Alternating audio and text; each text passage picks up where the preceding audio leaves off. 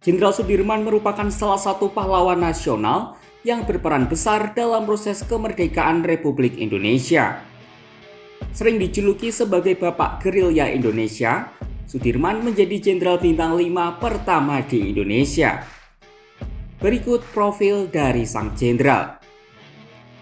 Sudirman lahir di Purbalingga pada 24 Januari 1916 dari pasangan Karsit Kartawiraji dan Siem.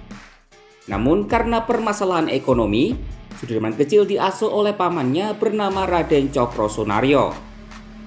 Setelah diadopsi, Sudirman diberi gelar kebangsawanan Jawa dan namanya menjadi Raden Sudirman. Pada usia 7 tahun, Sudirman bersekolah di Hollandse Inlandse School atau HIS yang setingkat sekolah dasar di Cilacap. Setelah selesai, Sudirman melanjutkan pendidikannya di Mir Agebed Lagere Onderwijs atau MULO yang setingkat SMP. Sudirman kemudian pindah ke sekolah perguruan Parama Wiwowotomo hingga tamat pada tahun 1935 dan sempat melanjutkan di sekolah guru yang dibuat Muhammadiyah di Surakarta. Sebelum menjadi tentara, Sudirman pernah menjadi guru di sebuah sekolah dasar Muhammadiyah. Saat Jepang menguasai Indonesia pada tahun 1942, sekolah tempat Sudirman mengajar ditutup dan dialihfungsikan menjadi pos militer. Tahun 1944, Sudirman diminta bergabung dengan Tentara Pembela Tanah Air atau PETA dan diangkat menjadi komandannya. Setelah itu, karirnya terus menanjak.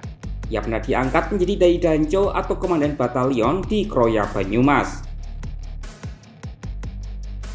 Desember 1945, Sudirman dilantik oleh Presiden Soekarno sebagai Panglima Besar Tentara Keamanan Rakyat atau TKR dengan pangkat jenderal. Pasca dilantik menjadi Panglima Besar TKR, Sudirman harus menghadapi banyak perlawanan. Sudirman dan pasukannya harus melawan Inggris dan Belanda di Ambarawa.